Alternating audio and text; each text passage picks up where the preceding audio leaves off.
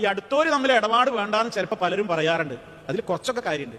എന്താ കാര്യം എന്ന് പറയുക, വലിയ ക്ലോസ് ആയിട്ട് നടക്കണോല് സാമ്പത്തിക ഇടപാടുകൾ നടത്താതിരിക്കില്ല എന്നുള്ളത്. കാരണം ഈ സമ്പത്തിന്റെ പേരിൽ, ഇടപാടിന്റെ പേരിൽ തമ്മിൽ തെറ്റിയാൽ പിന്നെ ആ തമ്മിൽ തെറ്റലിനൊരു അഗാധമായ മുറിവാണത്, വലിയൊരാഴാണ് അതിനുള്ളത്.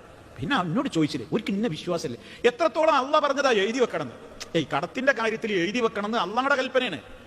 നിങ്ങളത് എഴുതി വെക്കണം. എത്ര ചെറുതാണെങ്കിലും വലുതാണെങ്കിലും നിങ്ങൾ എഴുതി വെക്കണം. എഴുതി വെച്ചോളും, സാക്ഷിയൊക്കെ ഉണ്ടായിക്കോളും, ഡേറ്റും ഒക്കെ എന്നാ ഡേറ്റ് തിരിച്ചു തരാന്നൊക്കെ അതൊക്കെ എഴുതി വെക്കണം എന്ന് ഖുർആൻ പറഞ്ഞതാണ്. അള്ളാന്റെ ആയത്താണത്. പക്ഷെ ഇന്ന് സമൂഹം എങ്ങാനും അത് ചോദിച്ചാൽ അങ്ങനെ ഉണ്ടാവും. നിങ്ങൾ എന്നോട് പൈസ കടം ചോദിച്ചു, ഞങ്ങളോട് പറയുന്നത് എപ്പോഴാ തരിക, ഡേറ്റ് പറയും. ഞാൻ എൻ്റെ ഡയറി എടുത്തിട്ട് പറയുന്നത് ഇന്നാലിന്നയാൾക്ക് ഇന്ന ദിവസം ഞാൻ അയാൾ ഇത്രാം തീയതി എനിക്ക് തിരിച്ചു തരാമെന്ന വ്യവസ്ഥയിൽ ഞാനിതാ 1,00,000 കൊടുത്തിരിക്കുന്നു. അത് എഴുതി അതിന് 2 സാക്ഷികൾ എഴുതി ഒപ്പിട്ട് വെക്കണം എന്നാ പറയുന്നത്. ഇതൊന്ന് പറഞ്ഞു നോക്കണം നമ്മളൊരുത്തരോട്. ആഹാ, അതിന് പഞ്ചരത്നം വാങ്ങണം, അതിനിപ്പോ എനിക്ക് എന്നോട് ചോദിക്കണം എന്താ എഴുതി വെക്കണത്, എനിക്ക് എത്ര വിശ്വാസമല്ലേ. അതാണ് ഈ ആളല്ലേ. അത് ശരി, കാശിന്റെ അടുത്ത് കണ്ട് എത്തുമ്പോ അതിന്റെ നിറമൊക്കെ മാറിയാലോ, സ്വഭാവമൊക്കെ ഒന്ന് വ്യത്യാസം വന്നല്ലോ.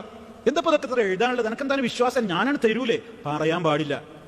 തമ്മിൽ തെറ്റിയാണ് ആളുകൾ. എന്തിന്? അള്ള പറഞ്ഞ നിയമം പാലിച്ചീന്. യാ അയ്യുഹല്ലദീന ആമനു, വിശ്വാസികളെ, ഇദാ തദായൻതും ബിദൈനിൻ, നിങ്ങൾ കടമിടപാട് നടത്തുകയാണെങ്കിൽ ഫക്തുബൂഹു, നിങ്ങൾ അതിൽ എഴുതി വെക്കണേന്ന്. ഇലാ അജലിൻ മുസമ്മ ഫൽയക്തുബ് ബൈനകും കാതിബുൻ ബിൽ അദ്ലി വലാ യഅബ കാതിബുൻ അൻ യക്തുബ എന്നൊക്കെ പറയുന്നുണ്ട്. നിങ്ങളത് കൃത്യമായിട്ട് എഴുതി വെക്കണം. അത് എത്ര ചെറുതാണെങ്കിലും വലുതാണെങ്കിലും നിങ്ങൾ എഴുതി വെച്ചോ. അത് നിങ്ങൾ തമ്മിലുള്ള ആ ബന്ധം നല്ല